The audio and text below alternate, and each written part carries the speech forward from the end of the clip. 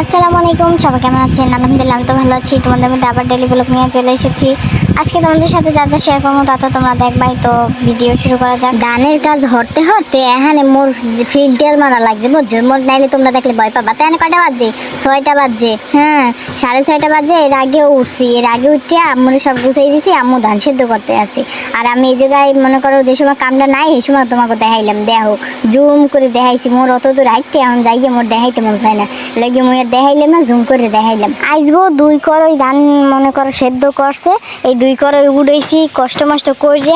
তো এই জায়গায় তোমার ধানটা লাইজে দিতে আসি, ভালো করে জানি শুকায়, বহুত কষ্ট করছি। তাতে তোমাকে লগে দেখাইয়া লাভই নেই, মানে দেখাই লাভ কি, তা তো তোমরা দেখছোই। তো এই জায়গায় দেখো মোর পিছে পিছে এই পোলাটায় কি যে দুষ্টুমি করতে পারে, খালি মনে করো সবার কোলে কোলে থাকবে। এই জায়গায় আমি লাভতে আসি, দেখো তোমরা একটু ভালো করে দেখো আমার পিছে পিছে, দাদির পিছে পিছে। মা বাপের দ্বার তো যাইবেই না, হেয়ে বেড়া সহ্য হয় না দেখে নিচে নামাই থুয়েছি। এখন এত চালাক হইছে বান্দরে বান্দরে। দেখো আমি কিন্তু এটা মানে জুম করে দিছি, আর ওরা কিন্তু আমি ডাকি না। ও যদি আমার দেখতো তাহলে ও বারবার আমার দিকে তাকাইতো, কিন্তু আমার দিকে তাকায় না। কিন্তু যেটা আমি ইচ্ছে করে করছি। দেখো ও এইরামের করে সুর দেখুক, মানে ওরা কেউ আনা লাগবে না, ওরে এখন আর কোলে আনা লাগবে না। যে চালাক হইছে এখন একলা একলা শিখেছে। আমরা তো ওরে একদিন হঠাৎ করে দেখে পুরো মানে অবাক হয়ে গেছি, কই এই স্যামরা এত মনে করো চালাক হইতে আছে। যেই এখন অর্ধারে যাইয়ে আর মানে এখন আমার কোলে উঠবে, যেই আমার মানে আমি ওদের আনতে গেছি না, এখন তো আমার কোলে আইতেই হইবে। এখন আর পাও চলে না, এতক্ষণ ঠিকই উঠতে পারছে। তো এই জায়গায় তোমাকে দেখা মুখ মানে ছাদে মোর ভাই কি সুন্দর যে ফুল গাছ লাগাইছে, আর সব ফুলে মানে সব ফুলগুলো এত সুন্দর ফুটে রয়েছে। মাশাল্লাহ মাশাল্লাহ, দেখলে সবাই চাইয়ে থাকতে মন চাইবে, এত সুন্দর লাগে। হয়তো মোবাইলে ভালো দেখায় না, কিন্তু একবার দেখো কি পরিমাণ, পুরো ছাদটা ভরা। আমি তো এই যে শুধু সামনে একটু দেখাই, আল্লাহ দেওয়া সকল জিনিস মাশাল্লাহ মাশাল্লাহ এত সুন্দর হয় যা কর বাইরে। যাই হোক আজকে একটু ফেসিয়াল করি, কারণ চেহারা তো চেষ্টা পোড়া হয়ে গেছে। তোমাদের বলবো মানে আগে বলি যে কি কি লাগবে, ঠিক আছে? কোন কি লেগে দিই তাও তোমার কমো আনে, ঠিক আছে? সুন্দর আর লেগে দিই না।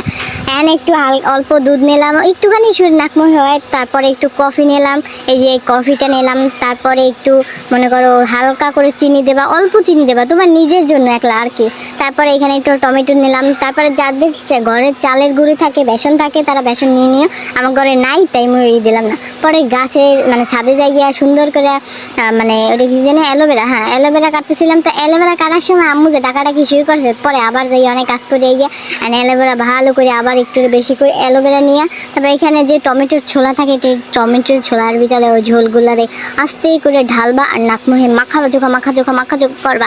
কারণ কি জানো, শোনো এইগুলো না সুন্দর হওয়ার জন্য করি না, ঠিক আছে? এইগুলো হচ্ছে যে আমি বলি কিছু মানুষ রোজ যে কাজ করলে নাকমুখে একটা কালো কালো দাগ পড়ে, যার কারণে ওই কালো দাগটার জন্য মানে একটু বেশি খাড়াখাড়ি করলে মানুষ এরকমেরই নাকমুখ কালো হয়ে যায়, যার কারণে এই মানে একটু দাগটা সরানোর জন্য।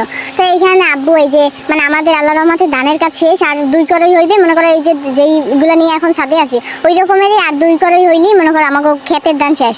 আর এইখানে আব্বুর এই যে মানে মেশিনটা আব্বু কিনছে, মেশিনে যত মনে করো মানুষের ধান থাকে ওই ধানগুলোর যা যা আর কি মানে ওই ধানের কাজ করবে, তো ওইখান দিয়ে সবার দিয়ে মেশিনওয়ালাকে ধান দেয়, ঠিক আছে?